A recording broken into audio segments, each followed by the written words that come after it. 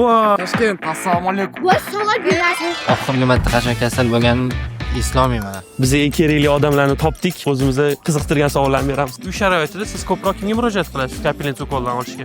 Qo'shnimizni medsestri o'shalardan olamiz.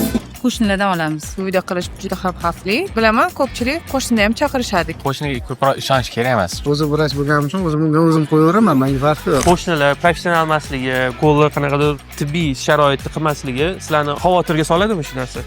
Endi majburligimizdan qildiramiz. Har kuni chaqiravergani uchun qanday xijolat bo'ladi?